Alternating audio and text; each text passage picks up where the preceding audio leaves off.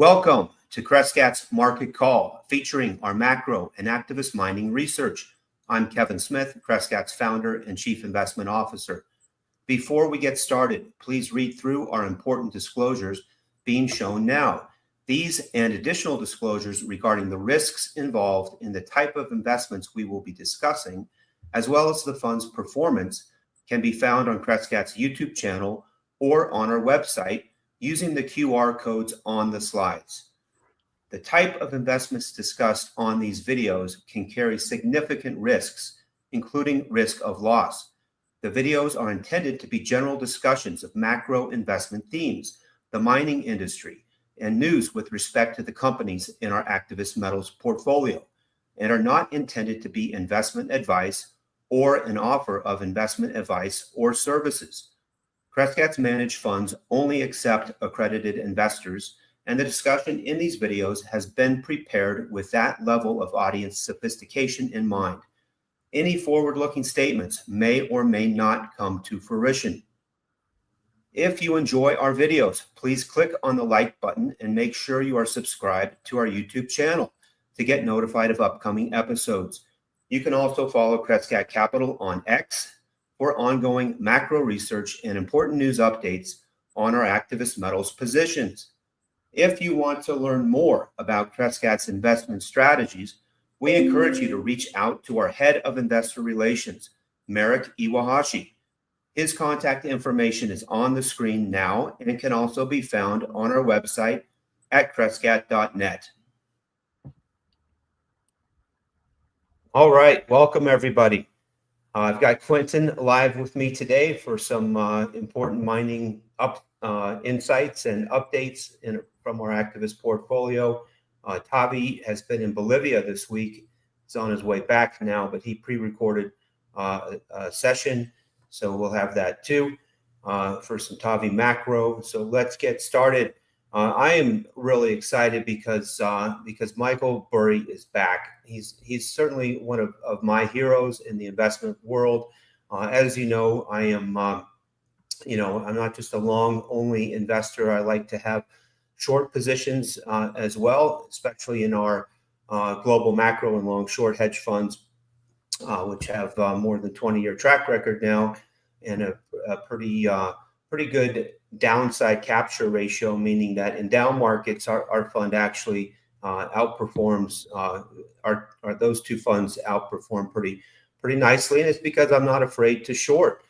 I really do think there are a lot of overvalued stocks and overvalued large cap stocks today, especially the indices that the large cap indices that I think present some good short opportunities. So long only investors, don't despair, because there's plenty of great value and growth opportunities in the market as well. It's just not in the mega cap tech names or the large cap indices. So Michael Burry and Jim Chanos have been sounding alarms recently about aggressive accounting changes with respect to the useful lives of NVIDIA GPUs. These are likely having an effect with the hyperscalers where they are understating depreciation expense, and meanwhile, there's several major financial media outlets, including the Wall Street Journal, Bloomberg, the Financial Times, that are all picking up on this story as well, and really highlighting the circular deals among the AI hyperscalers and NVIDIA, who is their number one supplier. And these circular deals are reminiscent of the vendor financing excesses that we had in the 2000 internet and telecom bubble. Let's go on to the next. So this is a chart that Michael Burry has recently published both on X and on his new Substack. So what has he done? He's closed down his Scion hedge fund, at least to outside capital. Basically turned it into a family office. I think it's just his own money that he's managing. Maybe he's managing money for one or two other clients, but he's now below that SEC registration threshold, and Anyway, so why is he unchained? Why have the chains come off? Well, in doing this, he can now talk. He can now write about his ideas. He can talk about them, and he doesn't have to worry about the compliance issues that his former compliance officer had warned him about. Basically, I think he had a bad compliance officer, if you ask me. But if you listen to his interview with Michael Lewis that came out just a few days ago, he says that his compliance officer basically forbid him from talking to the media at all. And now he can't. Now he can do that. Now he can have a newsletter, a Substack, and he can express his ideas. And I'm very grateful for that because I think this guy is one of the smartest investors out there. So this is his chart, his chart on the CapEx cycle that he's published recently, and what it shows is that if let me just hone in here. Why don't you go back, Trevor, to that other one? So what the Burry chart shows here is that this is the CapEx of the S&P 500 going back to the tech boom in the 90s. And you can see that, he's doing capital expenditures less depreciation. But what you can see is that the total CapEx for the S&P 500, this is the investment, the capital spending investment that's going on in aggregate. The CapEx spending peaks out after the stocks actually peak out. So we've talked about the CapEx boom and bust cycle and how that can be used to try to help time the business cycle and how to help time certain industries, especially. We were particularly successful with that in our funds in both the housing boom and bust as well as the oil shale revolution. We had a peak. We had a shale shale bust thesis going on, largely because of the CapEx unsustainability and the negative free cash flow associated with that in 2014 and 2015. And our global macro funds were two of the top performing, and long short funds were two of the top performing funds and among some of the top performing funds among hedge funds that year because of that short position that we had in the E&P and the shale oil stocks. We're actually long those stocks today, and Tavi's going to be talking a little bit about that later. But in the tech and telecom boom, it was the same phenomenon. The CapEx cycle peaked after the stocks peaked. The stocks peaked in March of 2000, but the CapEx spending continued, well after that. Same thing in the housing boom and bust. I mean, we were short home builders in the starting from 2000, the end of 2005, and we nailed it. That the home builders peaked in late 2005. Stocks peaked first. The banks came later, but you can see that CapEx in the housing boom. The spending continued even after the bust. Same thing with the oil shale revolution, and today here we are again in a cycle that's comparable to the tech and telecom bubble, the TMT bubble of the early 2000s, based on the AI. Well, where have you guys heard that stuff first? Let's go on to the next. I hope that our listeners and our readers and investors will recall that this theory was really you heard it from us first. We had a letter called Asset Bubbles and Inflation a year ago where we started publishing some of the fundamental charts related to this CapEx boom and bust cycle as it compares to the 2000s and today. So that the chart you're looking at here is the top four hyperscalers CapEx. Is that the chart you're showing, Trevor? I apologize. My video's messed up. Yeah. And what you can see is, is that is, it's the boom and bust theory of the CapEx cycle. Here, these are the top four hyperscalers today. They are Microsoft, Meta, Alphabet, and Amazon. Now there's more. There's OpenAI. There's Oracle now in the game. There's Anthropic. There's a bunch of others too, but these are the top four. And what you can see here, just like Michael Burry showed, is you have this increasing CapEx spending trend among these companies, and their stock prices are still going up. So why is that? Why are so many people still so bullish on the mega cap tech stocks and the AI cycle here? They think that because CapEx is going to continue to go up, it's going to continue to drive the performance of the economy and these companies. But what they don't realize is the valuation aspect of it. Remember what Burry showed: stock prices peak first. Let's go on to the next. So what happened in the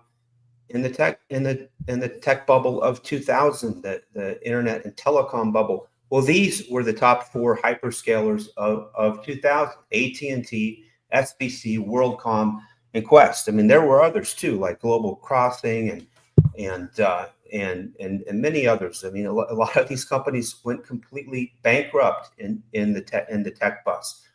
But what happened, as you can see in the red line here, these just like Michael Burry showed, the stocks peaked out first at the end of 1999. These telecom stocks peaked out at the end of 1999 and very early 2000. But that CapEx spending continued for a whole another year before it peaked out. But look at how the reflexivity of the CapEx cycle works. It's a boom and it's a bust. So once it turns, it doesn't just flatten out, it unwinds. And look at the red line, which is the stock price performance of those companies. Again, a few of them went bankrupt, like WorldCom and Quest. Let's go on to the next. So this is a chart that I just put out as part of our most recent investor letter. I encourage you to go check out that letter. And so what are we showing here? This is NVIDIA relative to those top three internet hardware vendors of 2000.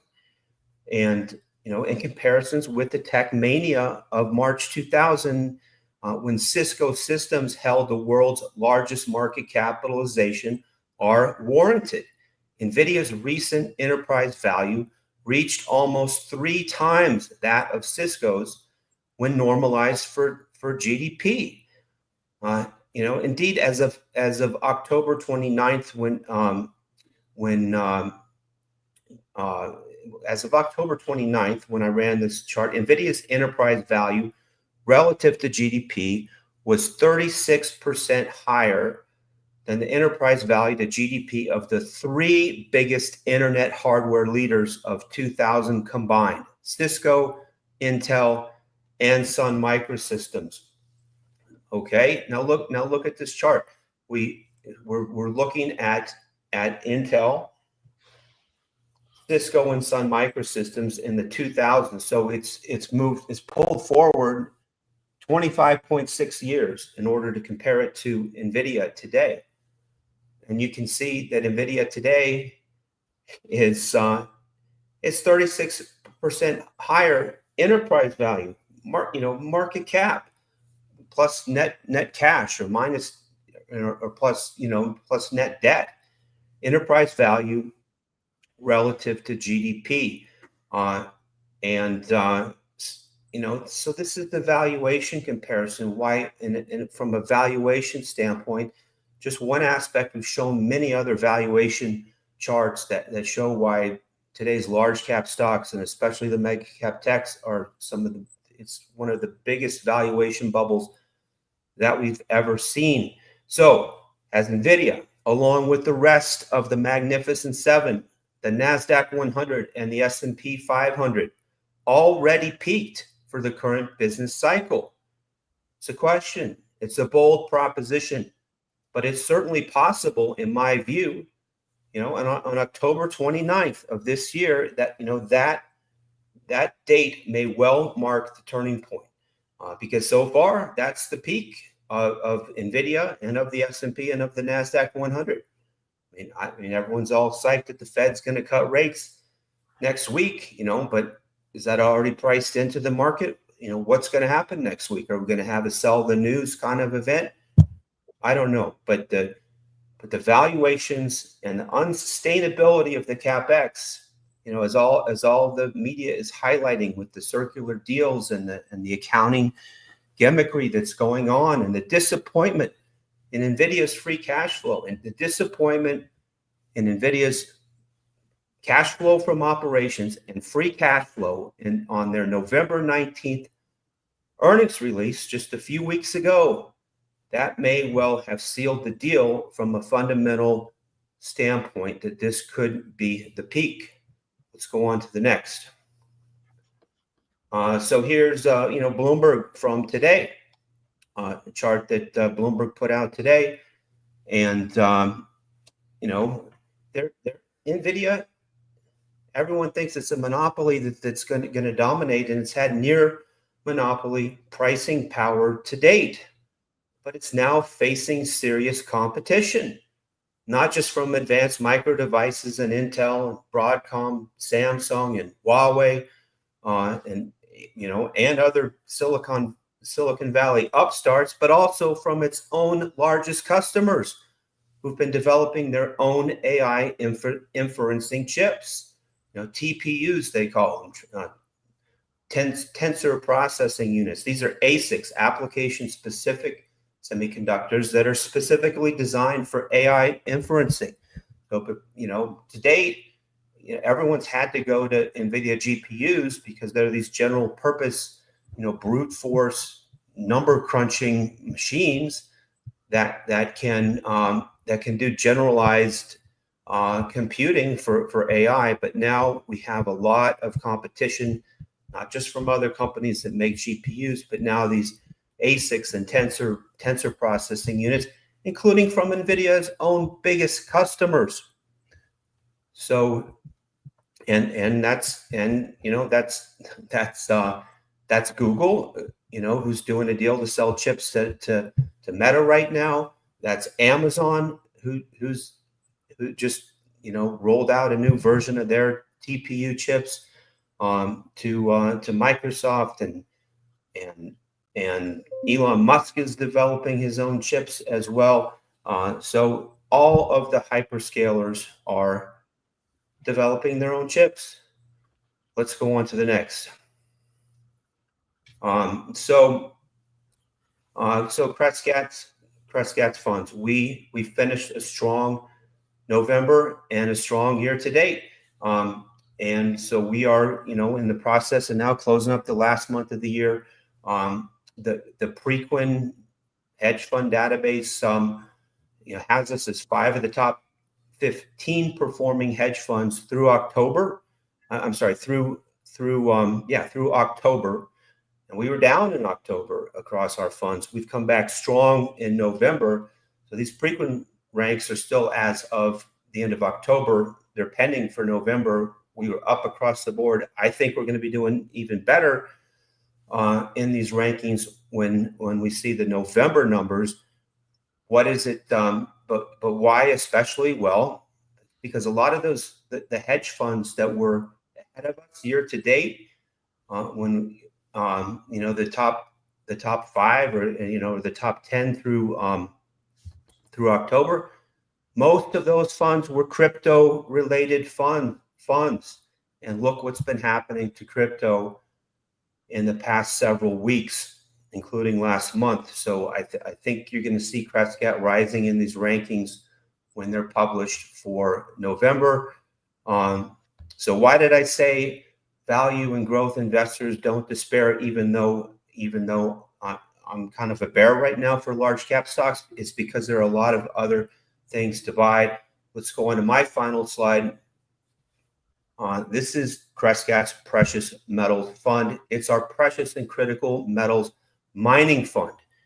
And we have a number of investments in gold and silver, copper and zinc and other critical metals mining, exploration focused heavy mining companies. We have big producing companies too. And we have development stories too. We can invest all across the long curve, across the Lassonde curve, excuse me, but we do have a heavy tilt towards exploration. And that's thanks to Quentin Henney, who's here with us today. And he's an exploration geologist, 40 plus years of experience. And we've been really fortunate to be able to tap into his expertise. So this is really, I think, only the first year that you've seen the exploration, the smaller cap exploration stocks will really start to outperform and to perform well. Yes, the GDX and the large cap mining stocks that are in the Philadelphia Silver and Gold Index, which is our benchmark, they're doing extremely well year to date, and they started to move, last year, and so. But how has our fund been performing compared to all of those benchmarks? Philadelphia Gold and Silver, the Van Eck GDX, the GDXJ. Since inception of our fund, this is showing since inception 5+ years ago, we're beating the pants off of all of them. I really think it's still extremely early, however, in the cycle for commodities, for real assets, for inflation hedge assets. I believe we're ahead of the curve, and we have this counter-cyclical, counter-capex cycle to the mega cap that I just showed you going on with the whole mining industry. And we've shown the many parallels before to why we can have strong outperformance even as we go into a bear market for large cap stocks like we did, and large cap tech stocks like we did in the early 2000s, like we did in 1973, 74. We can have a counter-cyclical bull phase for mining stocks and really high growth starting from very low valuations. I think that's where we are today. That's why this activist precious metals portfolio is our largest long theme across all of our funds at Crescat today. So that's going to be it for me. Tavi's got a short segment, and then we're going to get on to Quentin live. So let's roll, Tavi. Hi, hello everyone. I'm speaking from the airport of Panama City, and trip to Bolivia to learn more about what's been happening there. Especially, of course, we've got the San Cristobal mine, of which I annually always try to see. But on top of that, I would say that there's always excitement of what's been happening with the country in regards to specifically the changes that we're seeing politically. There's opportunities in many pillars of the economy right now, particularly in some sectors. But I was just amazed by the speed of the changes that we're experiencing in a country that has been essentially left behind, and not only that, but also has been suffering from some issues politically that have not allowed the country to be unleashed from a macro standpoint. And I think that's exciting to see those changes occurring. It's exciting to also hear from government officials and see how savvy, market savvy they are when it comes to the agenda and what they're trying to accomplish. And I was very, very impressed. Very impressed. I wish we had this in Brazil, but I was. I think we're about to experience some very significant positive changes in the country. I think that the biggest change ahead of us is likely to be on the GDP growth, but particularly from a per capita standpoint, and it's going to have an impact in everything we can think of in any part of the economy, from real estate to particularly you can think of logistics, energy, mining. It's one of the countries that have been mostly unexplored in the world. And for those who don't remember, Potosí was responsible for most of the silver mine back in the 1600s or so for the Spaniards, and basically financed their entire operation in South America, Los Conquistadores. And so, anyways, things, and it's a remarkable place with a lot of great people. Uh, Very lovely experience to be able to see that, from my own experience. But we're here to also talk about markets, and my apologies. It's been a busy week. Been very busy week, but and I was stuck a little bit on the airport, and so I had a few issues that I had to run through. But I was able to work on a few charts that I think are probably, in my view, and I'm always looking for what's the most important. Every time I wake up and look at the markets, my first view is always, what's the most important thing happening right now. And you know, when you present these things every week, it's always an exercise of what are the most important things happening this week. And I can't happen but build on a thesis that I've been talking about for some time now, which is the energy space. And energy companies have been presenting a lot of resilience recently, particularly if you look at the XOP ETF, which is, very broad exposure to gas, oil, and see that, recently we've been potentially at the beginning of a very significant up. And there's a few charts here that call my attention here for this, because it's, to me, this is one of the commodities that have really lagged relative to others. And it's not usual to see that, and very unlikely to be the case in my view. And most of the political risk or geopolitical risk that it's supposed to be part of the oil price, in my view, is has been very priced when it comes to the potential for things to also develop worldwide when it comes to conflicts. And energy stocks are also playing a role when it comes to what's happening with AI, what's happening with onshoring, what's happening with bringing manufacturing back to the U.S. and other Western societies are looking to, reduce reliability with authoritarian regimes like China and others. And so it is very interesting that this particular ETF is starting to behave very well. And you can pick and choose a few other individual names that have been, kind of leading the pack here. But the ETF as a whole has been doing quite well. If you look at energy stocks globally, you're also seeing a similar trend. But what's most important here is also the resilience, as I mentioned before, of the energy stocks, but also relative to oil, right? When if you look at oil prices, that has not been behaving quite well. Actually, it's been behaving terribly. Now trading at about $60 a barrel, and it seems like a very frustrating sort of trade. For those that think that this is related to, we look at the energy chart. I don't think it's quite there.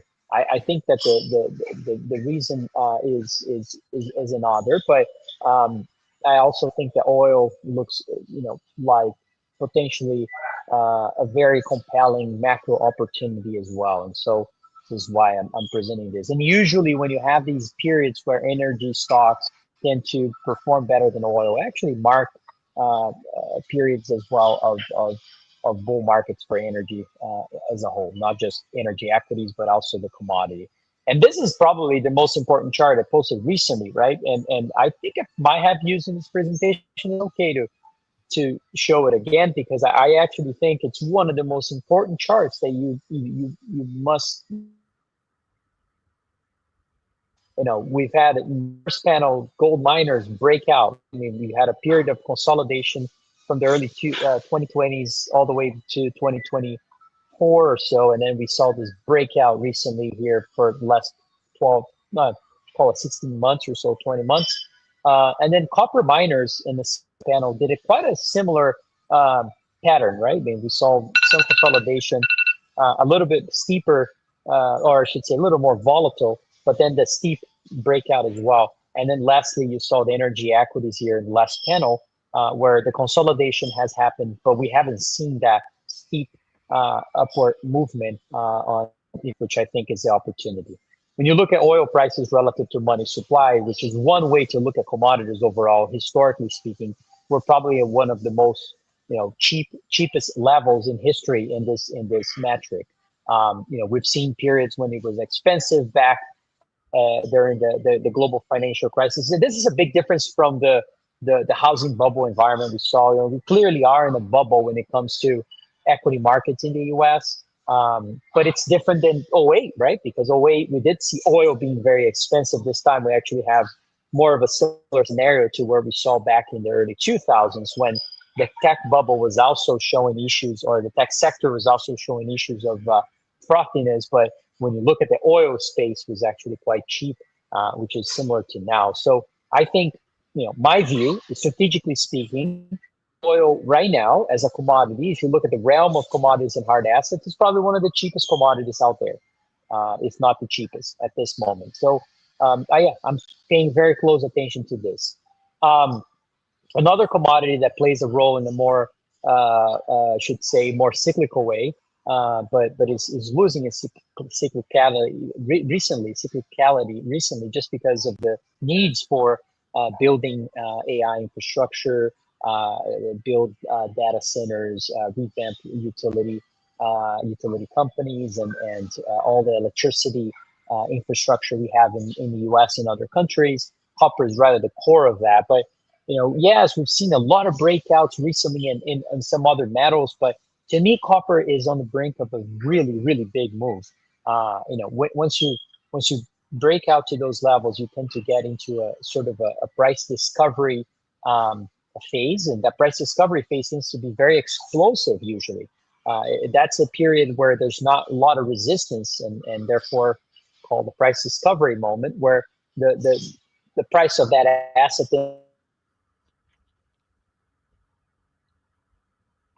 when we hit a trip.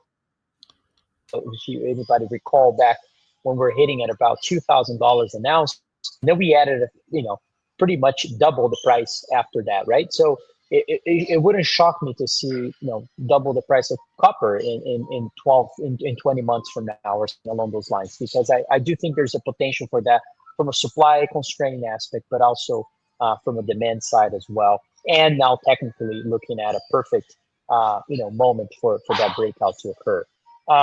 When I look at the capex and that is driving the whole situation, you can see clearly in this chart the large cap tech sector is basically driving the entire capex cycle so far.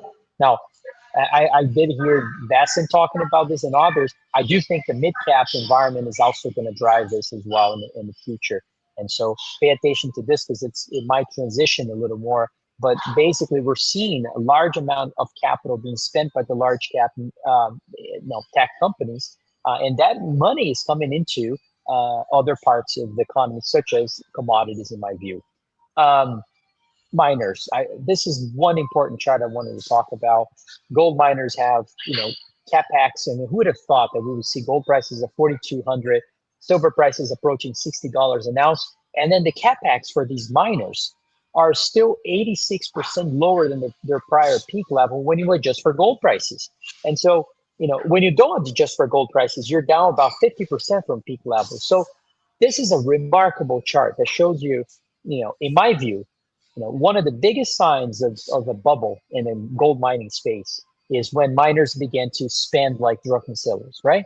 I mean, that's what we saw in every cycle in the past. At the very peak of the cycle, you tend to see these spending that gets out of control, and on top of valuation being very expensive. This is not what we're seeing right now. Clearly in this chart, we need to see more in order to cause gold prices and silver prices to fall and cause supply to rise with the spending as well. But we're not seeing that.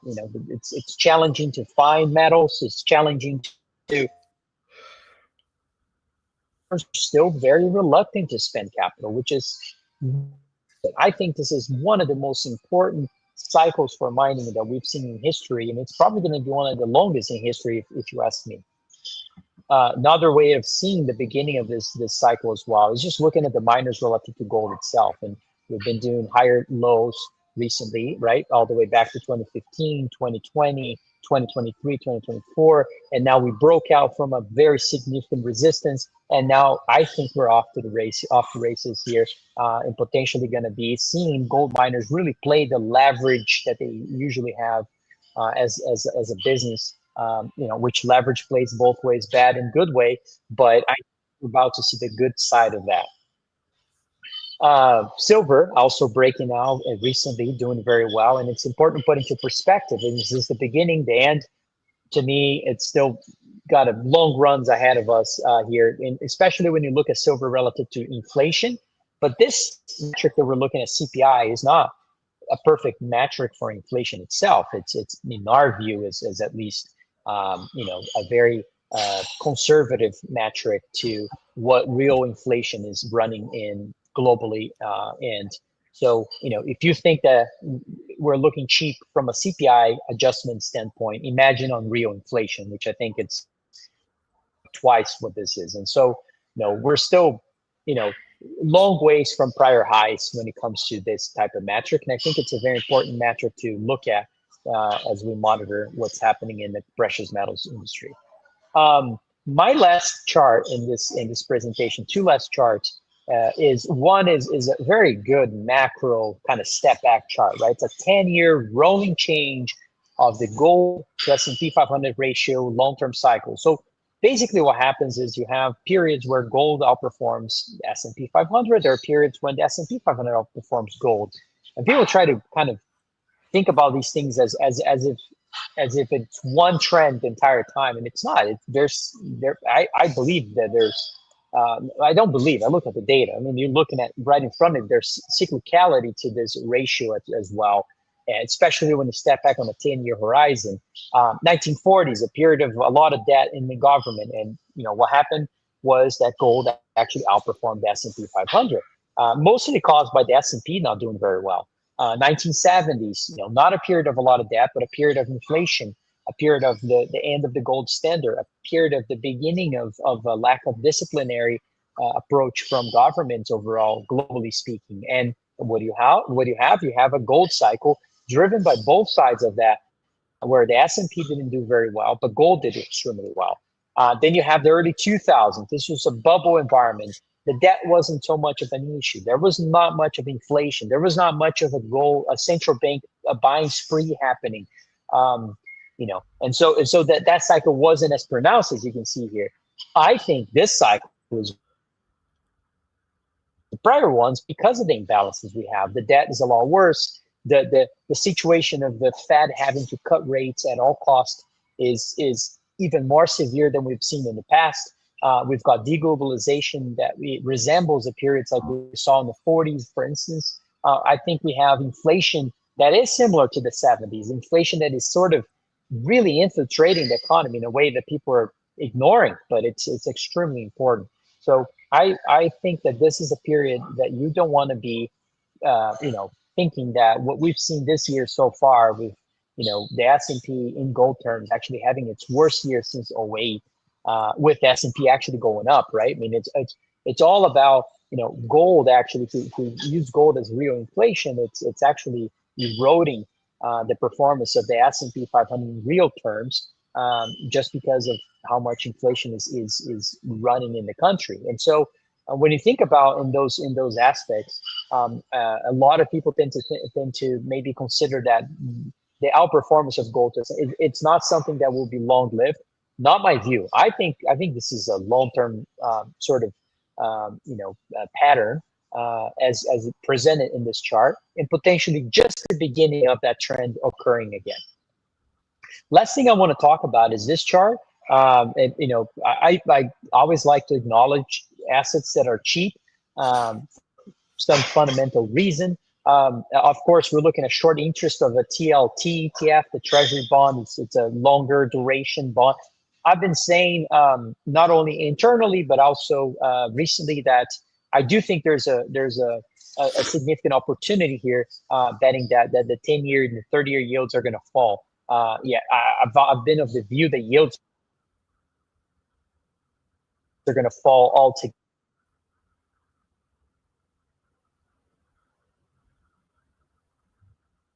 I'm starting to be willing to take more risk and go longer duration, that we're going to see a decline on that front as well. So I do think this is a very critical macro development, as well as we see the suppression of rates, the financial repression happening worldwide, but really in the US. I think this is going to manifest itself in this bullishness on the blue line, which is also at a very record short interest measurements or metric as well, which tends to be or set the stage for a very bullish environment for this asset class overall. All right, I gotta catch another flight, believe it or not. I want to thank everybody for watching, and I think Quentin is going to be doing the next segment. Thank you very much. All right. Trevor, I've got a bit of an issue. For some reason, StreamYard is not behaving itself. It might be because of my location. I don't know. But basically, I'm having to use my telephone to look at the images. And there's a bit of a lag. So I'm going to apologize if this is a bit glitchy. But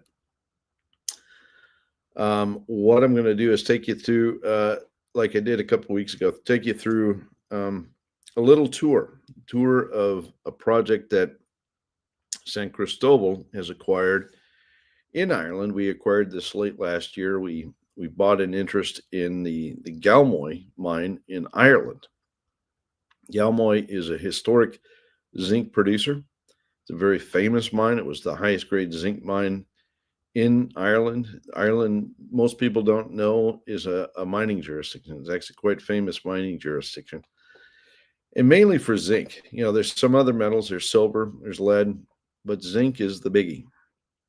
And it turns out that on a per square kilometer basis, Ireland has more zinc than any country. Okay, like if you take the amount of zinc that's endowed here in Ireland, you divide it by the square kilometers across which, you know, the zinc is distributed. This has the highest endowment of zinc on a per square kilometer basis of any place on earth, which is really interesting. It's very interesting. Okay, so we entered Galmoy on the premise that we could do big things here. It's just like Bolivia. When we started working in Bolivia, we had a mine that had a very short sulfide mine life. It only had 5 years reserves left.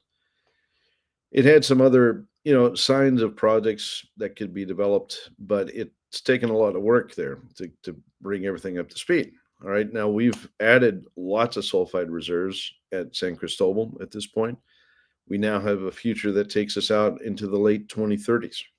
In fact, as we drill more, I wouldn't be surprised if we see a sulfide mine life going out into maybe even the 2050 range, something like that. Okay, so that's a huge step. It's all done through hard work, through exploration, and dedication. Really spending money on an asset that many people didn't think had so much potential. We're developing our oxide project in Bolivia as well. That's going to be started next year. It's one of the biggest silver projects in the world. It's actually the single biggest silver oxide project in the world. And then we also have a new discovery, which we're quite proud of there, that looks like it's shaping up to be a massive silver discovery as well. So what am I saying? You look for districts, you look for places on Earth where there's a lot of metal. You acquire a strategic position in that area, and you start to explore. Okay, let's go through these slides. Let's just take a little bit of a tour here. Again, I got to apologize because there's a bit of a lag, but go to the next slide. and Trevor, because I'm dealing with a lag, I'm just going to assume that you're moving the slides forward, and I'll talk to these one by one. This is Kilkenny. It's the city nearest Galmoy. This is just a few kilometers south of the Galmoy operation. Absolutely delightful little town. Anybody that's been to Ireland knows Kilkenny is a very historic Irish community. I should call it a city. It's actually that size. It's pretty big. And it's really kind of the heartbeat of this particular region. There's a very famous zinc mine that was here a few years ago called Lachine. It was one of the biggest zinc mines in the world.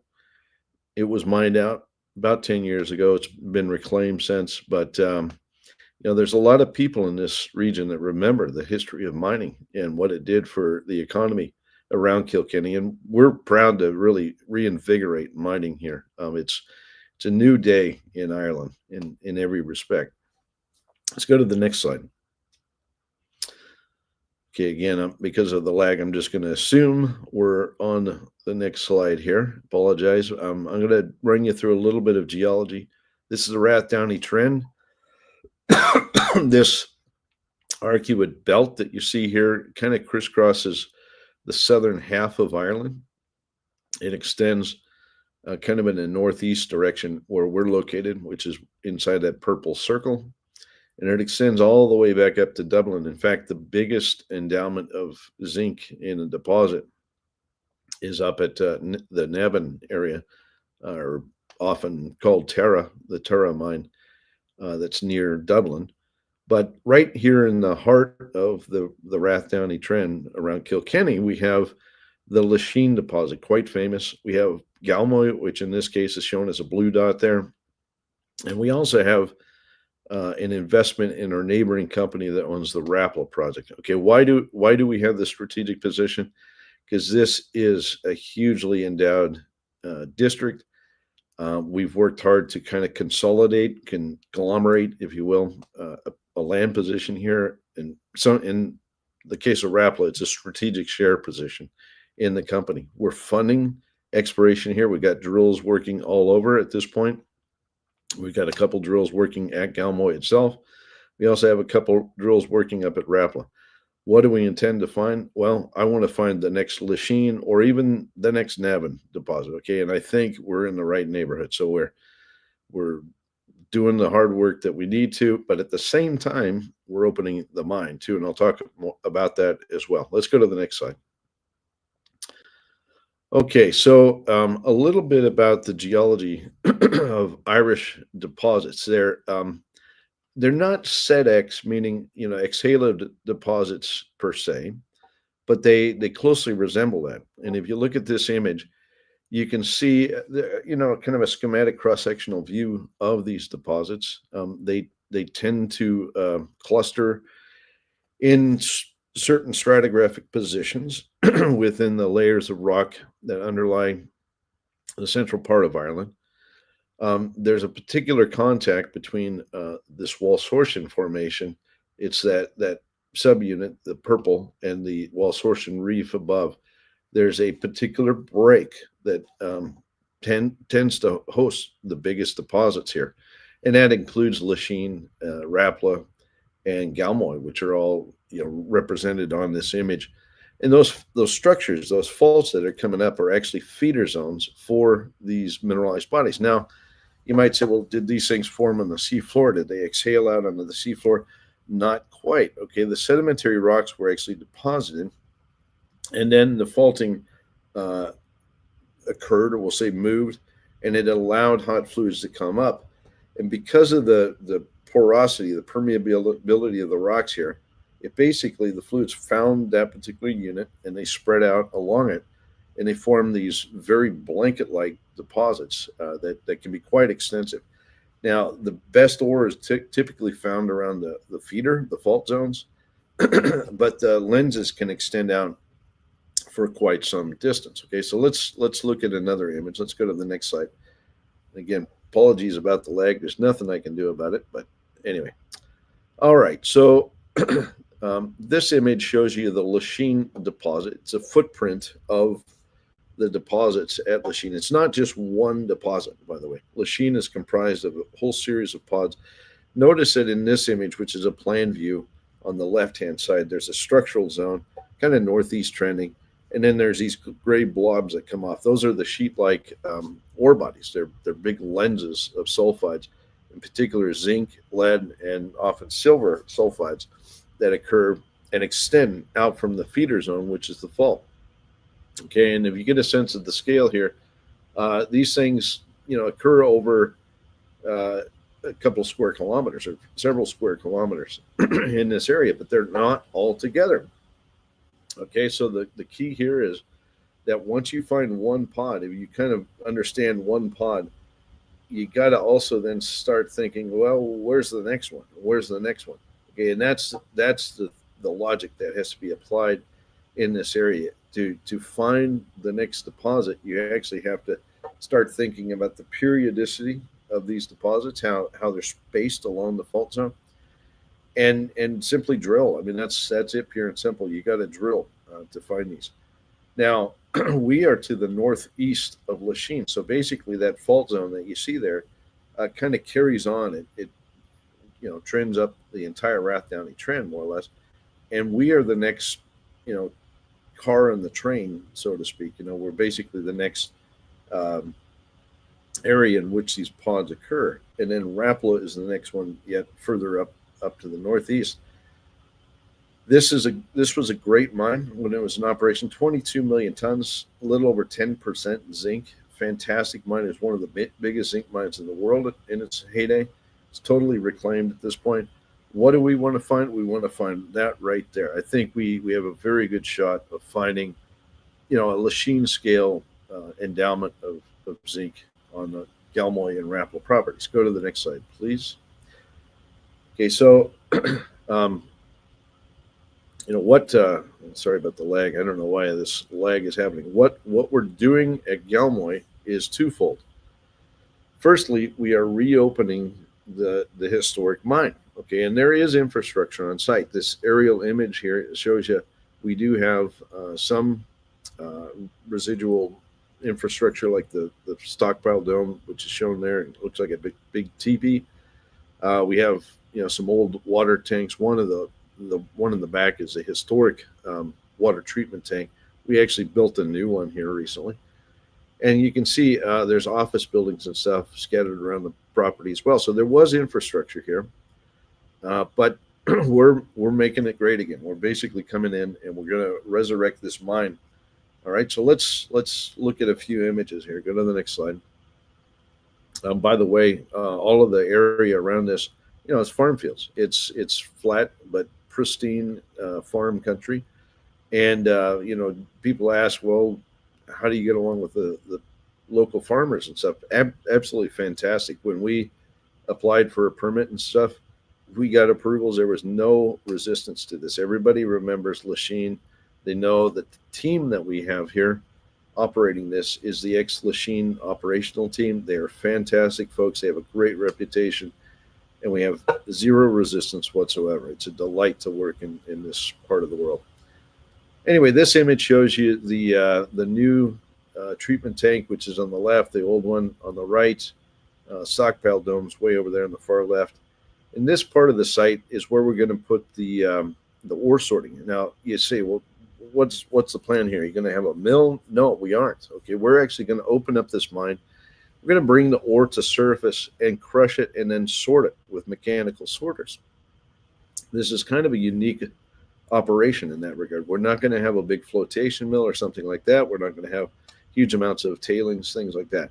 So we're going to operate this as a mechanical sorting operation where we upgrade the ore grade up to the mid-20% level of zinc, and then we ship the ore. We're going to actually ship it by containers over to a company in Poland that has a plant and a smelter. Okay, they're called Bolesław.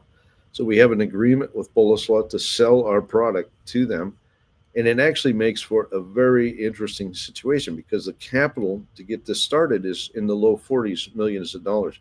So this is a very low capex project. Because we're keeping it direct ship rather than building our own mill or something like that, this is actually a very robust project in terms of economics. We anticipate producing a pound of zinc for, say, on the order of 70 cents. That's pretty darn good. Okay. Now, earlier I mentioned that exploration is a big part of our thesis here. Notice the red arrow there. That's a drill rig. We are already drilling out here. We got 2 rigs operating right now, and they are absolutely hitting on all cylinders. Okay, and they are drilling areas, and I'll talk a bit more about it here in a second. But they're drilling areas that are, interpreted to be potential extensions of the ore bodies, or in some cases even new ore bodies that underlie the surface here. All right, let's move forward. While we're doing that, or while I'm waiting for the lag, interestingly, the water treatment is now nearing completion. We're going to have that completed and start dewatering by maybe early to mid January. Okay, so we're well on track to be in production. Now, this map, this is a plan view of the old Galmoy mine. Basically, shows you the footprint of the ore bodies here. There were two large, relatively flat ore bodies that you can see here they kind of look like big handprints or something like that. But then you can see there's some long sinuous ones, like that one that takes off to the northwest there, to the upper left. That's the K zone, and that was a skinny but very, almost like a river channel, a very tightly constrained ore body that follows some fractures in the ground. Absolutely phenomenal grades. Okay, the grade of this deposit was stupendous. It was often in the 20+% range of zinc. I think that's one of the reasons Galmoy was such a success back in the day. But what's really interesting is the fall in zinc prices in the mid 2000 teens is what led to its demise. Okay, so there were several owners of Galmoy, and the last significant owner was the Lundin family, Lundin Mining. And they mined this. They actually picked it up in the late 2000s. It was kind of right. I think it was right before the GFC. They did well for a while. Zinc prices were rising, but then the GFC knocked zinc prices way back. Okay, and they simply didn't recover after the GFC very quickly. Zinc prices remained a bit soft, and because of that, it was a struggle. So they had a great ore body in terms of grade, but they had a challenge with the zinc price. So even in spite of the phenomenal grades here, they struggled. They had to basically cherry pick the highest grade material, and they often left a lot of ore behind. Okay, so there's a lot of remnants left that we're going to mine. And when I say they're high grade, even the remnants are running 10-15% zinc. So this is, in every respect, this is still a very high grade deposit. But we have a lot of low-hanging fruit. So go to the next slide, and we're going to look at an area here a little bit closer up. Okay, so I'm gonna zoom in on these workings that you see here, and we're going to take a look at what they actually look like, texturally, what they look like underground. Okay, so you can see that these things kind of resemble a slice of Swiss cheese. If you look at the lower left and upper right there, you can see the footprints of these things, and where there's these little round things, those are the pillars that were left behind. Yeah, there's a lot of pillars that we can grab. They're basically towers of rock that are supporting the ground above. The areas that are green are backfilled. Okay, they put rock back in to help hold the roof up. That's not prospective, but the pillars are certainly available. But around the ore bodies here, there are extensions that we're finding that go out quite some ways. And quite frankly, I think we're going to see a huge expansion based on the drilling that I observed today. So we're going to mine both the pillars and then areas around these footprints that you see here, where they simply left a lot of ore. How much do we have right now? We have about 3.5 million tons of, say, 12% zinc in reserve. How much might there be? Look, I wouldn't be surprised if we can find 2 or 3x that in a very short time with the work we're doing. We're giving it heck. Okay, we're going to find a multi-year mine here, and it does produce about 50,000 tons of zinc metal per year. So it's not an insignificant mine with our current mine plan. All right, let's go to the next slide.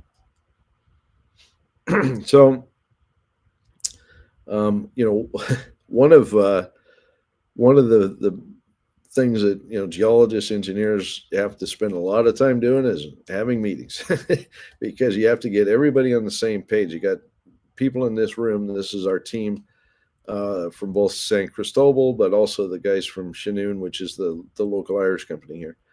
And we all have to contribute. Like we have expertise in every single facet of mining in here. We had engineers, geologists, accountants, lawyers, I mean, everybody. Okay. And we go through this meticulously to make sure the plans are laid out and that all this money that we're putting in, this 42 million or so that we're going to invest in this operation, leads to a successful outcome. I'm very proud of the team we have. They're absolutely fantastic people to work with, and it's been just an extraordinary amount of fun having both the Bolivian operations as well as the ones in Ireland here. All right, let's go to the next slide. By the way, the office building here was built in the 1980s. It kind of has that 1980s feel to it, but they've done a great job remodeling it.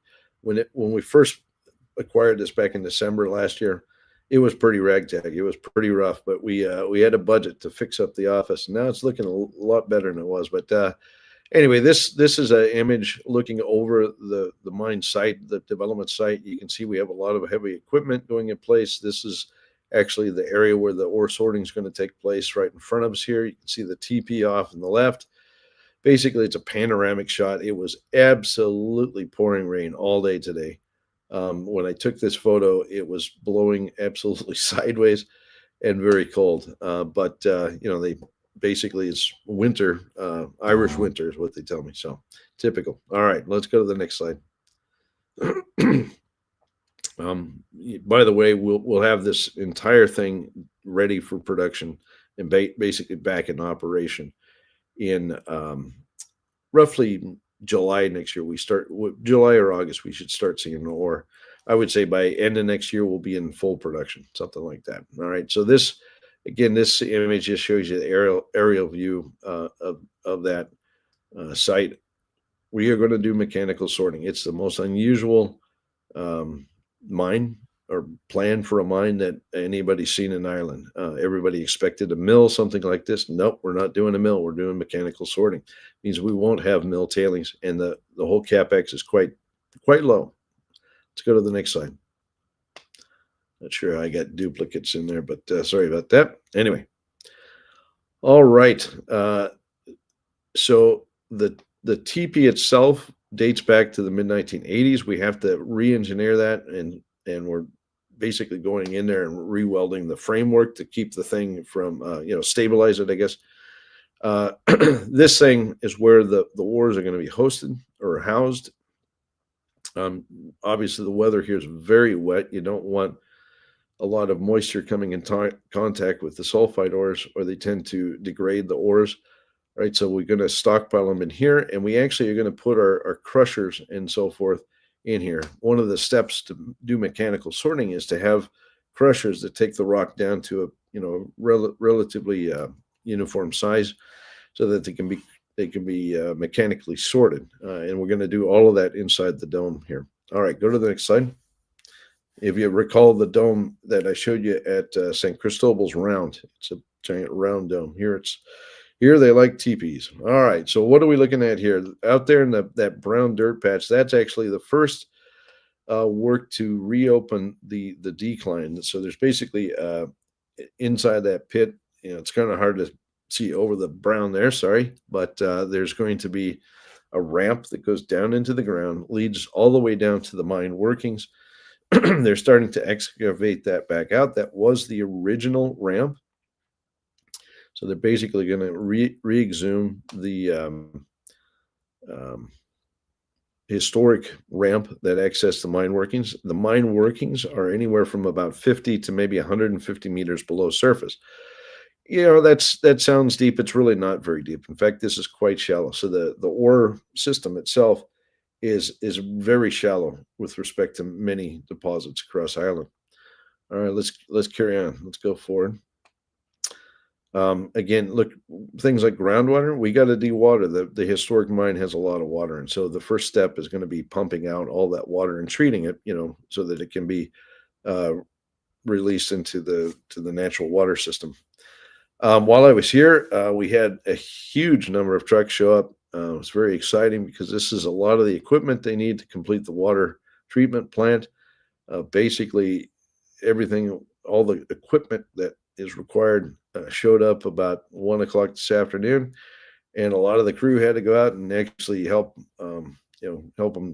guide where this equipment went and unload for them. So it was an opportune time. This stuff came all the way from Turkey. Basically, everything, all the water treatment equipment was constructed in Turkey and brought up, in this case, by truck. Some was by ship, but kind of amazing. Europe is kind of a little microcosm of various industries that can build stuff like this. Turkey, they tend to do a lot of metalworking. Okay, let's go to the next slide. So one of the things we need to do the mechanical sorting is a crusher. Okay, and what you're seeing here are there's actually two machines here. They're kind of one behind the other. These are crushers that take the rock down. So they basically take large pieces, knock it down to smaller pieces, and then there's other equipment that like screen decks and stuff that kind of sort out the rock. And anything that's too big goes back through and recirculates until it's all about the same size. You want particles of rock that are roughly the same size. And then these will be installed inside the dome. Okay, so that's where we're going to do the crushing. And then the mechanical sorters are going to be outside. There's going to be a whole separate facility for mechanical sorting. But this is a lot of equipment, a lot of dollars. There's a few $1 million sitting right there in plain sight.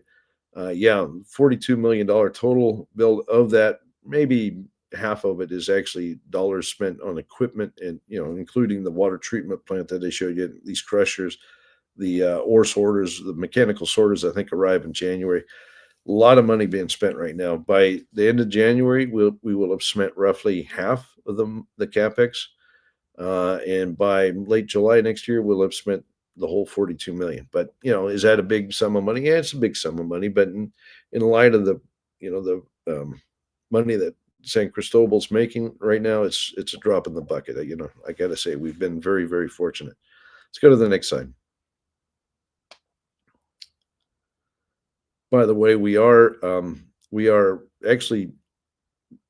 brought in the Irish Strategic Investment Fund to co-invest with us recently, which is a big step. It's really the first time the ISIF is what they call it. ISIF has invested in a mining project, and so there's a lot of people watching this. They everybody in Ireland wants to see this thing be successful, and now they put their money where the mouth is, and put some money up to help capitalize it. So we've been working with ISIF now for about 6 months. Delightful people. They're really, really intent on seeing success here in Ireland, and putting the capital to work that their own, government employees basically rely on for pensions. That's very interesting. All right, here you can see a laboratory. We actually built our own analytical laboratory at the facility. We're going to analyze our samples daily. Basically, this is where we do grade control. We can determine, what the grade of the ore is coming out of the ground. We can determine what the grade is of the product that's been sorted, and the quality and the characteristics of that. Because we got to make sure when we sell our ore to the Boleslaw Corporation in Poland that it meets certain specs. And we have a really good team here. Alan Buckley, who's the boss here, is actually in the center there. He's the gentleman in the yellow jacket in the center there. He's kind of talking to his team. Have people from all over the world. It's absolutely amazing to walk into a facility and see people from countries all over the place. There's Irish, absolutely, but there's people from other nations that work here all across the globe. Mining industry is truly a global industry, and Alan's built a fantastic team. Let's go to the next slide. By the way, this room, last time I saw it, was an absolute disaster. It was it was part of the old office building. Then they had to basically shovel out all the ceiling tiles that had collapsed and start afresh. But it looks fantastic now. Did a great job. This is simply a mine plan. We spent some time looking at how they plan to mine the pillars and mine the stuff they're finding around, through drilling around the existing ore bodies. This is a big part of the whole scheme here. Is this going to work? Well, they have to know every single step they take day by day for the next few years. They have to plan it out meticulously so that they know exactly where they're going to pull ore from at any given time. Mining is very complicated, and anybody that would tell you different is lying. Okay, it requires extreme planning, extreme forethought, and it requires a certain element of gathering information, because there's a lot of times you don't really know the details of what's in the ground. You can't like magically see ahead of you. So you have to do things like drilling. And I'm going to talk more about that here in just a bit. If you go to the next slide, I think, sorry for the lag. This is really annoying. There we go. Okay. This image shows you the footprints of the deposit. What's that big brown square thing? That's actually the old tailings facility. Okay. That was here ages ago. It has been reclaimed. We're not looking to disturb that in any way, shape, or form. Okay. But what I'm showing with this image is the footprints of the ore bodies, and then you can see the little red polka dots here and there. Those are places where we're drilling holes right now, and we are hitting on all cylinders. We're actually drilling holes around some of that southern deposit down there. We also have a cluster of holes off to the side, which is a whole separate deposit. It's very interesting. We've actually found a new ore body already. Remember how I said lachine occurs with multiple deposits? We're starting to see that here. Let's go to the next slide. So, look, I'm not going to take you through a long series of geologic photographs, but I'm going to show you a montage here of core from this deposit. And, you know, a lot of people might look at this rock and think, geez, that's something only a mother could love. It's sphalerite, which is a zinc sulfide, is a rather interesting mineral. It's, in this case, it's kind of a light tannish brown. But boy, when you pick up that core, you can tell right away. You can feel it. It's very, very heavy. Okay, so most of that light tannish brown stuff that you see in those sticks of rock, that is super high grade, like probably 30, 40, 50% zinc. Okay, there is a little bit of galena in there, which is lead sulfide. That's kind of a silvery, brassy, or silvery metallic looking stuff. It's scattered in there too, but the lead grades are not all that high here. It's mostly a zinc deposit. Okay, and this rock is money rock. Okay, that is extremely high grade. It's just cool as heck to see brand new drill holes scattered all around the existing ore body. Almost all of them are turning up brand new discoveries of new ore. Okay, are we really looking at a 3.5 million ton deposit? I don't think so. I think by the time we get done drilling here, we might have multiples of that. Okay, I think this mine's going to have a long future, a very high grade production. All right, let's go to the next slide. So, with that, I think sorry, this lag is. Oh, yeah, one more photo. Sorry, this is our newest hire. His name is Johnny Talbot. And he's going to be the GM here. He's the general manager. He's going to oversee the operation. I really like Johnny. He's got experience all across Ireland. He's come back actually from working in Oman. He helped build and operate a copper gold mine in Oman, privately held copper gold mine in Oman. And now he's back home. So he actually is from this area. He worked at Galmo years ago. And he knows this deposit inside and out. Now, I think that's one of the keys to success is having a team that has the familiarity with the ore body already. And we have it in Johnny. What's he showing us here? That is actually one of the first electrified mine lamps. He bought this thing recently, wanted to show me. That was built by Thomas Edison's company way back, I think, in the late 1800s. Okay, if you look back at mining history, you know, people use carbide lamps. Carbide lamps in coal mines tended to set fire to the methane, cause bad explosions. They asked Thomas Edison, "Can you build something better?" And he came up with the battery-powered and electrified headlamp that, you know, is more of a modern lamp. Of course, today we use LEDs and stuff like that, but these kind of lamps were used for well over 100 years in the mining industry, and this was basically the first rendition of that lamp.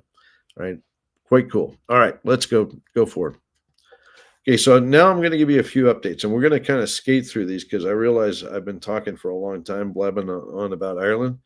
We're very excited about it, so it's hard not to. But I want to talk about a few updates. Snowline had some news couple weeks ago. They hit 534 meters of 0.62 grams. You might say, well, gee, that's a bit low grade. Well, this is actually a very important drill hole in my view because it's on the northeast side of the Valley deposit. It basically is, in all respect, it is a significant step out in that direction. This hole is well outside of the block model, the current measured and indicated resource that they have that they're taking forward to production. What does it mean? Well, it means there's a lot of volume of rock here. Now, I'm going to put it in context. Okay, at Fort Knox in the early days, they started out with maybe 2 or 3 million ounces of reserves at just under a gram per ton. And then as time went on, the mine expanded and the deposit, as it got away from the higher grade core, became lower and lower grade. Today, at Fort Knox, they're mining 0.35, 0.4 gram rock. Okay, well, this is very good grade. Okay, so, the halo around Valley is actually proving to be very decent grade. And think about it, 534 meters. I mean, that's absolutely astounding. That's over a half a kilometer of rock.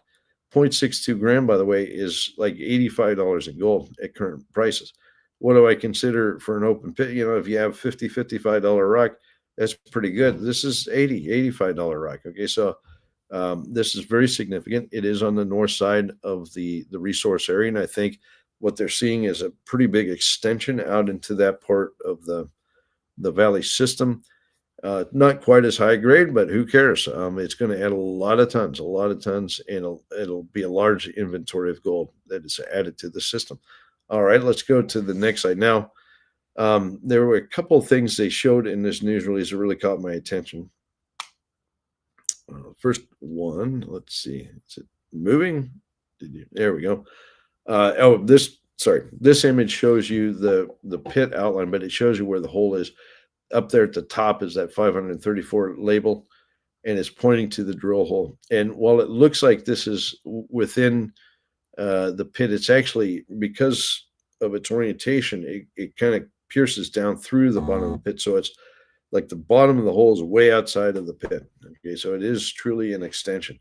All right, don't forget about that stuff off to the east. Now, they did have one hole there off to the east with some long intervals, tens of meters, 100 and something meters of not huge grade, but certainly significant grades of gold.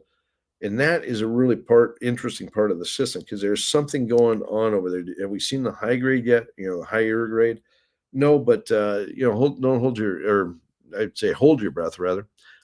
There might be more happening there, and I think the company has a lot. I think they still have like 18,000 meters of drilling in for assay or something like this. So let's see what further numbers come along here.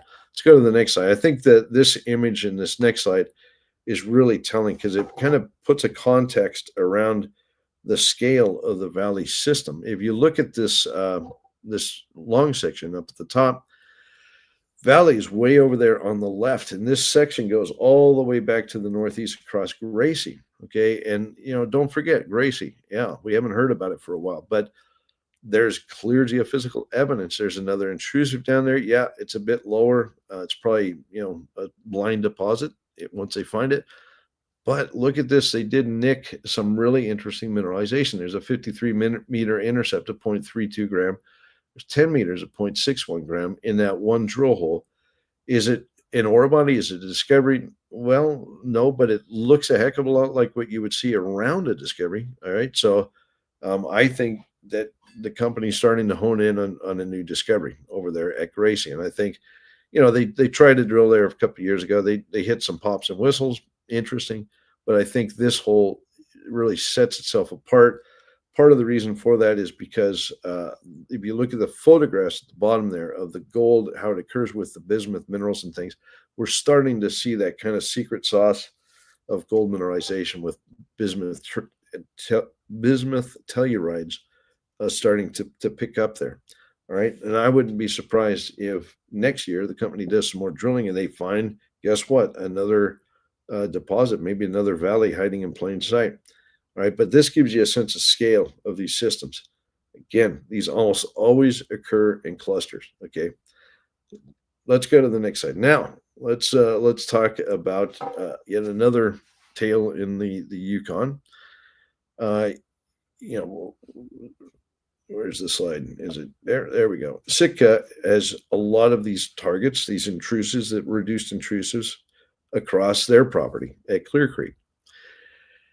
And we've watched them drill. Firstly, up at Blackjack, where they started out with low grade, ended up finding high grade at depth, and that's turned into a wonderful discovery. They're drilling down at Rosgobble too, Pokemon, and myriad other targets.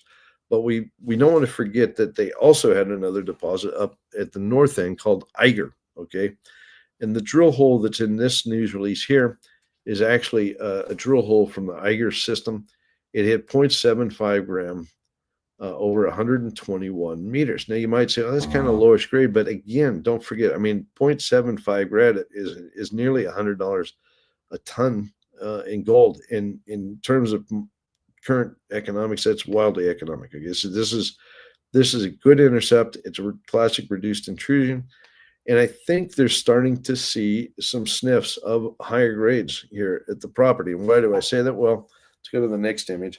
If you look at where this hole is, it's actually one of the deeper holes underneath Eiger.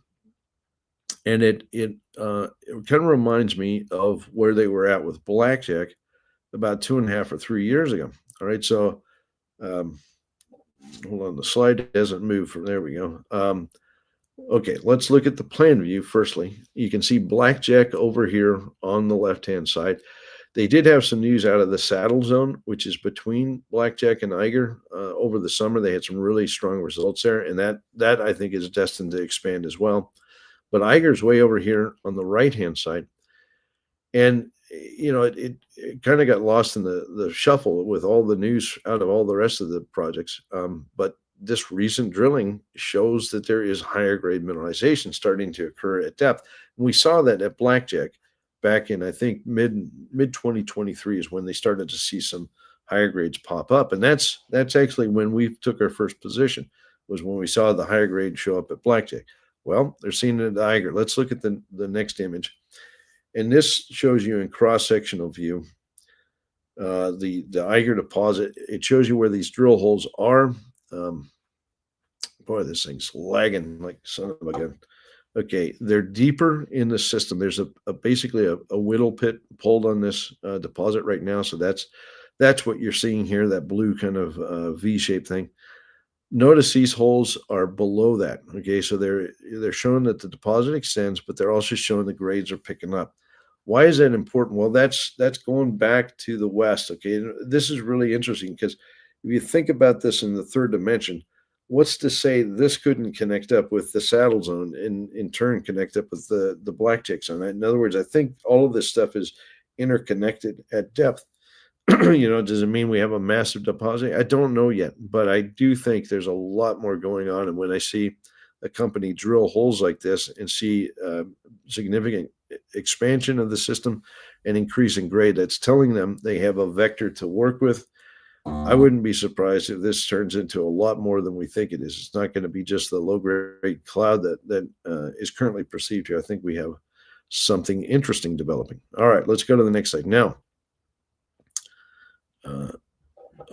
okay, we're going to kind of go through the Yukon stories here. Where's the next slide? Why is that not popping up? There we go. Oh, sorry. Somehow slides got shuffled around when I was making them. I had to do it in a rush because I got back late today. And for some reason, Goliath got shuffled up into the Yukon section. Apologies. I meant to break it out. In fact, I think I might have lost a couple slides for some reason. But here you can see some news out of Goliath. They have a lot of drill holes in the lab right now. 70 odd drill holes. I can't see the numbers there, but it's a substantial amount of drilling that's still in the assay lab. But every single news release they put out is just like a home run after home run. They hit these nice long intervals of what is likely ore grade mineralization over and over again that's infilling the different stacked loads that we have here at Sherbet. And what they're trying to show in this image in the lower right is the scope of this thing. I mean, this thing is absolutely huge. You can see the Sherbet system itself, which is in yellow. Can't quite read the numbers there, but it's like 1.2 kilometers or something, I think, down plunge. And now the Bonanza zone, the purple, is something like 1.2 odd kilometers along its strike as well. absolutely huge gold system. As these infill holes come back, I think we're getting better and better resolution. Go to the next slide. We'll talk about it with a little bit closer view of these results. Okay, so in this image, you can see a close-up of the bonanza zone, and the little green tags are basically showing us where the assays are coming from. Well, that's interesting. I find the image at the bottom the most interesting. Why? Because in this image, they're looking down on its plan view, and now you can see the density of drilling that they have in that bonanza ledge there, or bonanza lode, and the consistent high grade values that they're hitting over and over and over again. Consistent high grade and thick intercepts that they have in the bonanza, and that's really starting to flesh that thing out. It's starting to define a lot of volume, a lot of what will likely be tonnage to this system. We have a lot of assays yet to come back, but man, just looking at that right now, I'm thinking, this, you can start to do some math around this and come up with some resource numbers. So it's looking very, very good. All right, let's go to the next slide. Now, again, I apologize because I think I meant to put this a bit lower, and I think I might have lost a couple slides. So anyway, go to the next one. I had to save things in a hurry. Okay. Back to the Yukon/Northwest Territories. Look, Rackla gave it, as they put it, they gave it a good go this year. Okay, unfortunately, so far results from the BITE, the bismuth tellurium bite target, have not paid off. Okay, I'm not going to read through the entire table other than to just say, you can see there's a lot of short pops and whistles here, a few meters here and there of gramish gold. Okay, so it wasn't a complete bust. There are discrete intervals of core that encountered gold. They also encountered a lot of bismuth. Well, we talked about that way back in the summer when they were drilling. There was bismuth minerals readily evident, bismuth and tellurium minerals readily evident in all of this core. In fact, there was quite a bit of veining in places, but the gold simply didn't materialize like we all hoped. Okay, they did have very strong numbers late last year. The drilling simply hasn't supported it. Why? I don't know. I would love to dig into this at some point and try to figure out why the surface expression of this thing seemed to be more consistent or more well behaved, like a traditional reduced intrusion, and the drilling didn't. Okay, now is there any shot in the heck that they're going to hit something? Well, let's look at the next side. I think of all the drills, and by the way, they got assays up their hole 8 now. I think they drilled 10 holes in total. And this image here shows you where those holes are. They're basically all on the south side of this giant hill. So they were drilling kind of in the scree slope and penetrating through the scree down into the bedrock below. You can see where holes 1 through 8 are. If there's one shot in the dark here, it's hole 10. If you look in the lower left there, that's hole 10. I would point out that the veining in that hole seems to be of a higher density. Okay, so maybe that's going to indicate we see a consistent long run. Maybe all of this other stuff they drilled to date was simply smoke around something else. I don't know. But right now, I'd say it's a stretch. I give it a minimal chance of being successful. Is it worth coming back? Look, I don't know. This is a gigantic reduced intrusion. It was just such a blatant target to drill. They drilled it. It didn't generate the results. Does it mean there's nothing here? Well, it's going to be a hard one to determine whether it's worth spending more money on. I think it's going to take some careful thought, maybe reviewing data, see if there's any vectors that emerge out of all of this drilling. Who knows? Maybe hole 10 delivers a long run of grade that saves the day. I don't know. Okay, but it is what it is. Things like this happen. We just gotta kind of move on. All right, let's go to the next slide. So there's another story that I think is really interesting, and we pushed this team, Richard in particular, to drill the rye target at Trifecta. There were a number of targets that they had. They had Mount Hinton, which they spent most of the early part of the summer on, drilled some holes, didn't really come up with any home runs. And I got to say that's a challenging target. It's veins, it's kind of discontinuous veins, so it just looked to me like a difficult target. But they gave it their best, okay. But they did get over. They got the permit in hand, and they went over and drilled it rye, like we said. We agreed to put money in if they drilled it rye, and they did. Now, what did they hit? Well, they hit some interesting sheeted veins. Okay, we saw these photographs back in, I think, September that looked pretty darn interesting. Did it return, 100 plus meter intervals? No, but it did return some interesting mineralization. Here we got 37 meters, a little over a gram. Within that is about 15 meters of just under 2 grams, really. There is one high grade assay. There's a 0.5 something meter assay there. It's running 44 grams, I think it is. That's probably accounting for a fair bit of the gold, but nonetheless, it occurs with the sheeted veining. Okay, now they do have some holes yet to come back. Are all of them going to be mineralized? I don't think so. There was one or two that might be, and then there were some that were drilled in areas where it didn't look like the sheeted veining was so substantial. But that's not the point of the exercise. For a company like this to go out and test a brand new target, never seen a drill hole, and hit a pretty strong sniff like this, I consider interesting. I think this is a win. A lot of people, probably think, oh, gee, instant gratification. Well, discoveries often take a little time. If you think back to Snowline in 2021, they drilled some holes late in 2021 at Valley for the first time. In fact, it was on the edge of the Valley system.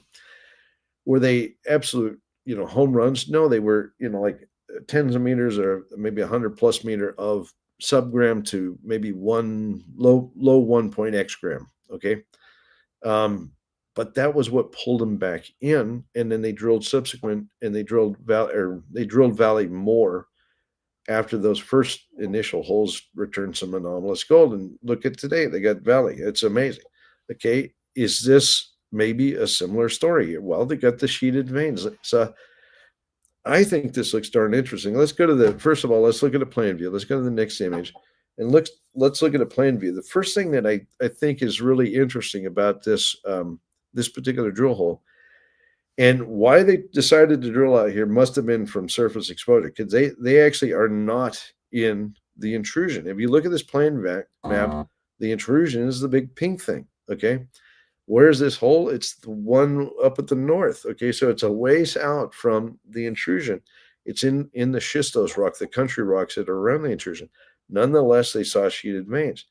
Now, they ended up jumping back down to the south there and drilling more proximal to the intrusion, but they didn't see so much sheeted veins in there. Like in their image here, you can see not so much, note about vein densities and stuff. But then late in the season, they actually went back up and they drilled another hole closer to this one that was reported in this news release. And we don't have assays for that one yet. I think it's hole 6 or something. I can't see. Anyway, that's yet to come back. So let's see what they hit in there. But right now, what I'm seeing is a vector that says, don't go to the intrusion to the south, keep going to the north. Okay, well, what does that mean? Well, look, you got to think in the third dimension in these systems sometimes, okay? While, yes, the pink in the south there is the outcropping granite, who's to say there isn't another intrusion tucked up underneath there in the subsurface up in the north? And I think that's what's going on. A lot of that area is kind of covered by the glacial valley, so it's kind of obscured.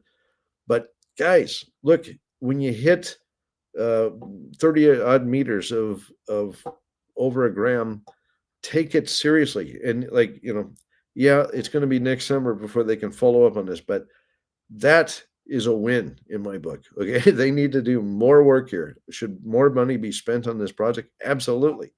Okay. Get back out there and drill. All right. So we had to wait a few months, but who cares? Let's look at a detail of this thing. Okay. Let's go to the next image.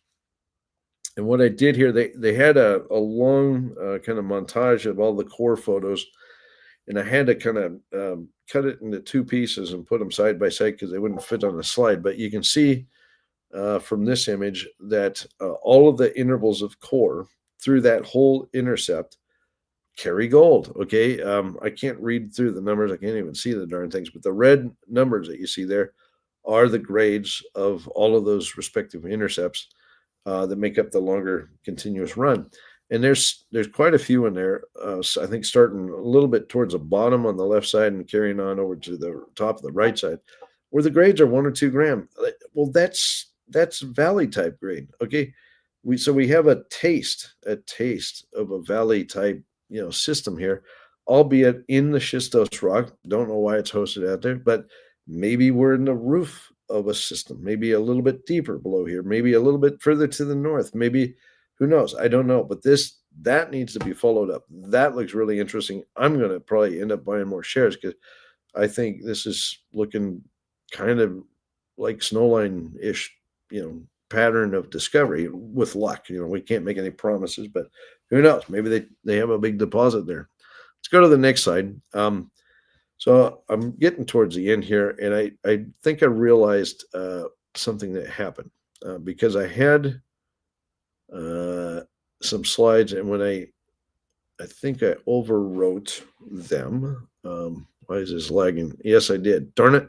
I was moving over to Alaska, and I had 2 slides on tectonic, and they got axed. I apologize profusely. It's been a long day. It was very cold out there, and I think I just had a brain dead moment and unfortunately nuked them. But before I move on to Alaska, so let me just say tectonic had some very interesting results. I went over the story with the company before I left for Ireland a few days ago. We talked about the results in the news release, and they had, I think it was a few holes, like 5 holes from Chicken Mountain that were drilled earlier in the season. And they were pretty decent runs, but they were short holes. Okay. But they had nice long runs, tens of meters, in other words, of decent grade, 1+ gram in several of the holes. Some was sub-gram, but it was typical of Chicken Mountain. Okay, they were shorter holes that were drilled, I think, primarily RC drilling. This is where it gets interesting.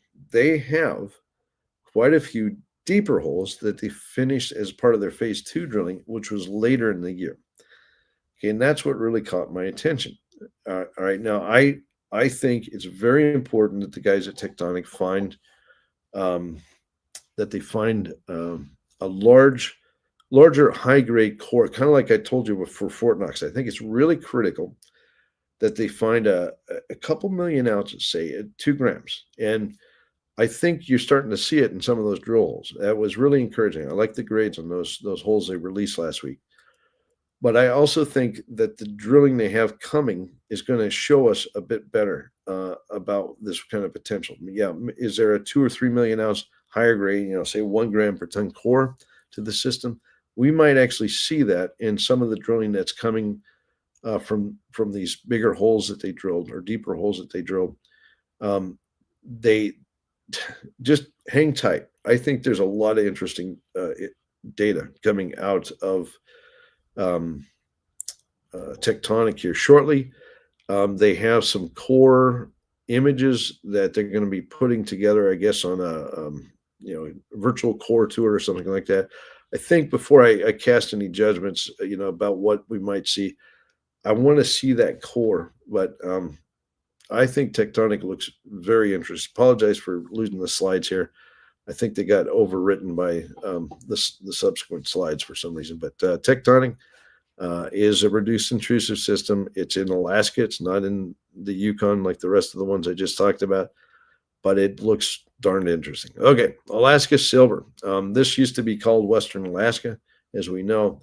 The guys up here had a bit of a delayed season, and it was not because for lack of, for geologic reasons or, something that's gone wrong. It was mainly because they were working towards getting a U.S. listing. Okay, so they kind of reoriented the company.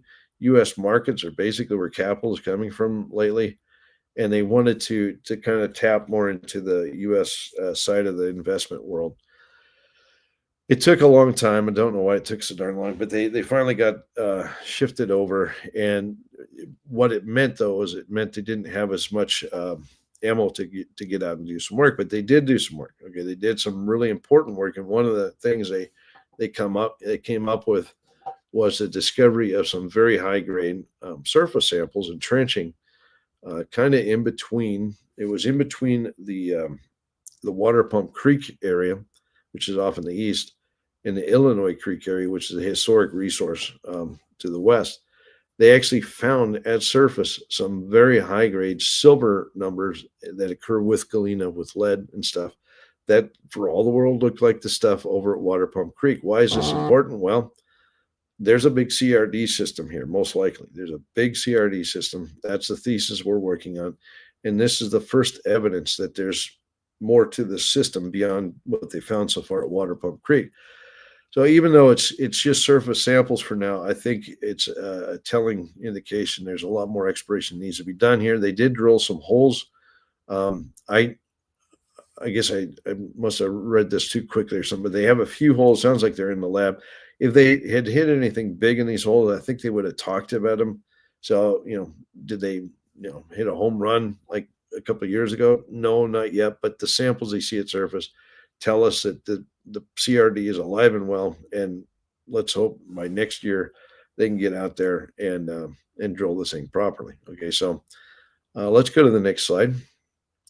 Let's see. I think I've got a couple more. I try to cluster these around geography this time. So we got, where's the slide? Why is it not popping up? Boy, this is slow today. There we go. Silver 47. Okay, Silver 47 drilled quite a few holes at the Red Mountain Project, which is in central Alaska. This is a VMS system. Okay, so different. It's not a CRD. It's not, veins. This is a VMS, basically a silver zinc rich VMS system, volcanogenic massive sulfide system. And they hit some very high grades at both Dry Creek and then West Chunder Flat. So we're seeing some interesting results coming out of this program. I think they have a lot more assays to come back, lots more news to come in the next few months. But what does this drilling mean? Well, at both systems, they've actually managed to extend these things. Like at Dry Creek, I've been waiting for 3 or 4 years now, even since White Rock had the property, to see what was happening at depth. And finally, the guys have a drill intercept a bit deeper at Dry Creek. So let's take a look at this. I think this is the last image. All right. Apologies. Okay, it's going now. Nope. Where is it? Don't see it. My phone is giving up. Look, there we go. Okay, over here on the right-hand side, first of all, the Dry Creek VMS is outlined with the polygon there, but they've got some holes down deep, and then over here at the bottom of the cluster of holes on the right-hand side, they've got a pretty decent hit there. What is it, 1,200 and something gram per ton silver equivalent. I mean, that's phenomenal grade. Okay, so we're starting to see some high-grade shoots really take shape. How deep could this go? I think it could go a lot deeper. In fact, some of the deeper intercepts, that White Rock drilled a couple of years ago were pretty thick and indicated that the system was way open for expansion. So in my book, this is a good outcome. This is starting to look like it could host a substantial additional tonnage. If you can imagine the top bit there where all the cluster of holes is where the existing tonnage of the resource is, and then say, okay, well, maybe there's about the same amount at depth. We could see a double of the resource here, and I think that's very encouraging. Don't forget the company has a lot more targets. Not sure why they didn't test other targets this year. I hope they do next year. They got a whole lot of EMS targets, but at least we're seeing some expansion in Dry Creek. Okay, I think that's it, guys. I apologize for the lag and the technical issues. Just don't have the bandwidth, it looks like. But that's it for updates this week. All right. Thank you, Quentin. So lots of good stuff going on across the portfolio, and I'm excited to hear that you were encouraged by the tectonic results there, Quentin. Our results assays still pending, but there should be a lot of assays still to come there over the next 2 weeks. And that the virtual Core Shack presentation that you mentioned, they did have that a few days ago, and the replay should be up now. If it's not, I would. Apologies. I've been so darn busy, Kevin. Yeah. Go to their website. I think they have the replay up. If it's not, it should be any day now. And Rich Goldfarb was on there, and he I thought he said some pretty encouraging things. So I encourage you to go check that out. Anyway, if you're interested in learning more about our strategies, please do reach out to us. Reach out to Merrick. He's our head of investor relations. His contact information is right here. I think there is a lot of opportunity, like I said at the beginning, still in this market for bulls, for bears, a lot of things on the long side. This is a counter-cyclical rotational market, as we've been talking about, as Tavi just laid out in his slides, where there is opportunity in the commodity sector, primarily, including but not just the resource sector, not just oil and gas and mining and minerals, but also there's some other industries that we like too now on the long side. In healthcare, we've got a biotechnology theme within our macro and long short fund that's doing really well, as well as our oil and gas long oriented theme.